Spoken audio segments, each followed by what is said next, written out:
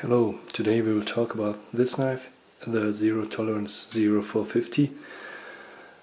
This is the original version in titanium scales and S35VN blade steel.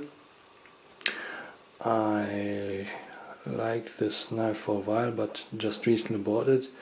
Actually, over a year ago I handled this knife and I liked it, but I hesitated to buy it for one reason, namely the handle scales, which are in titanium, and this is just my personal preference.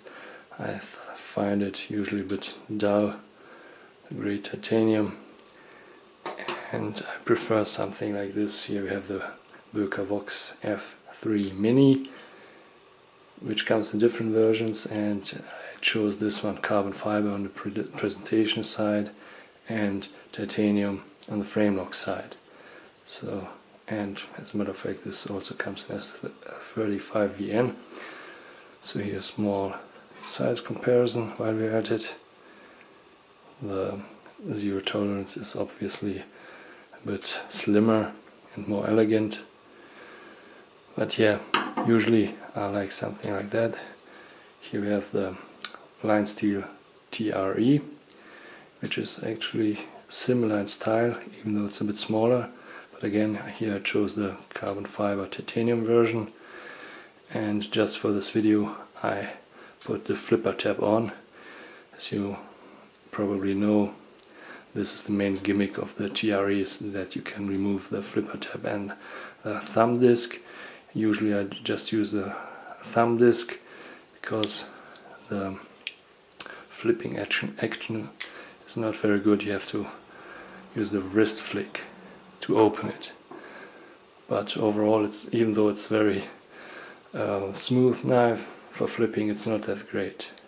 Whereas the Zero Tolerance, if you do it right, is very smooth and easy to open.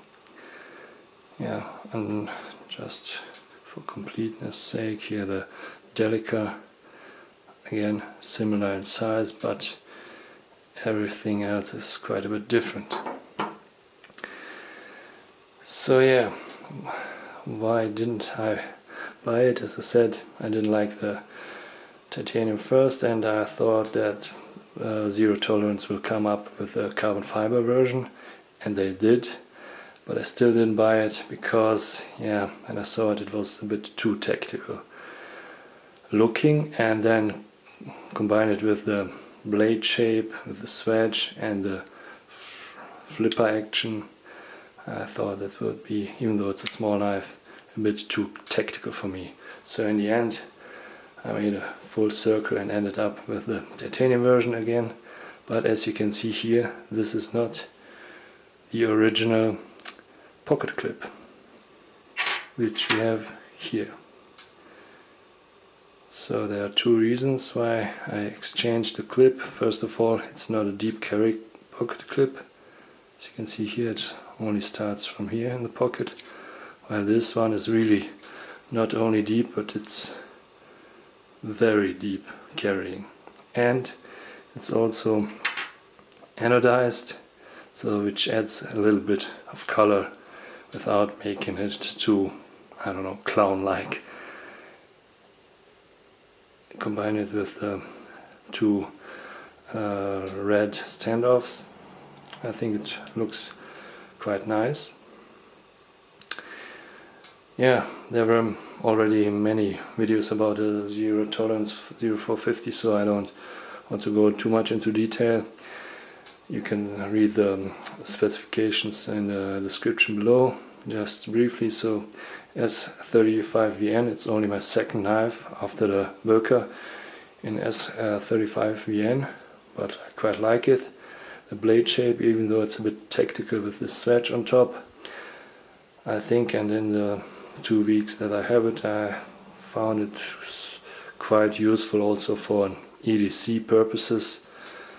It's quite okay, not too thick compared to most other Zero Tolerance knives, so good to use. And the main selling point for me is that I wanted a small flipping action knife. that works quite well. And this is really awesome, very good action, and this is due to the fact, you cannot see it here, the action is on ball bearings. And instead of taking this knife apart, I will show you the system that Zero Tolerance uses in the come on, I don't know if you can see it.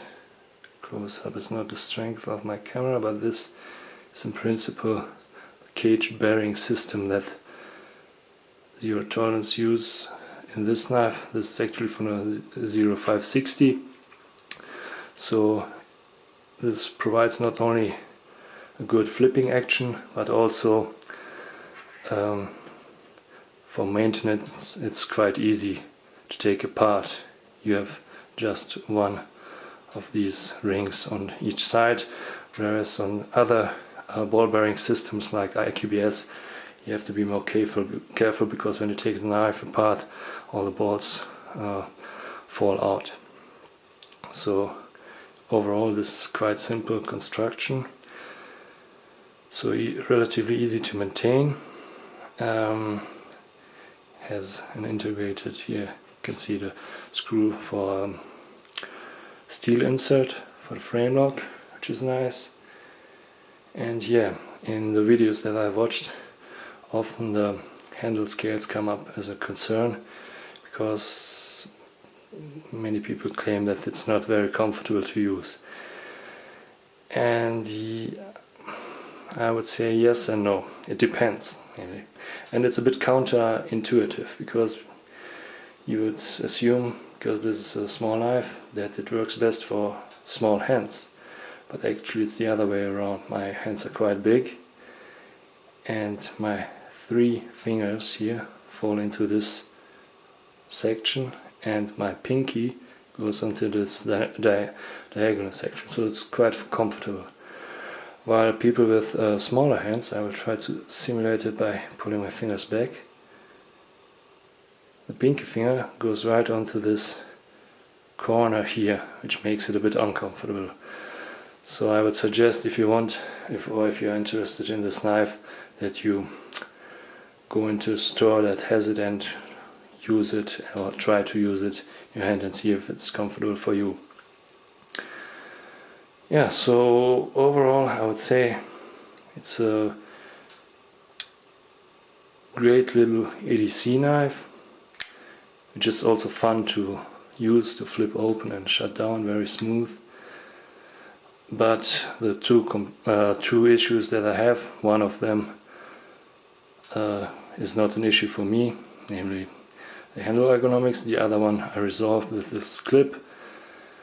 And oh yeah, maybe one more thing for people like me who live in Europe and have some legal issues. This is obviously flipper only, whereas here you have also a thumb stud or 2-hand opening or whatever. And due to this swedge you cannot pinch grip open it here, or it's very hard.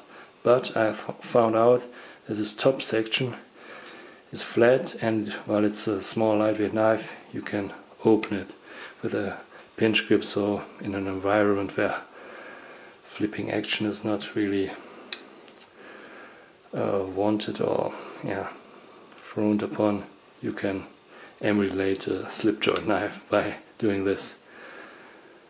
Yeah, that's it. Thanks for watching.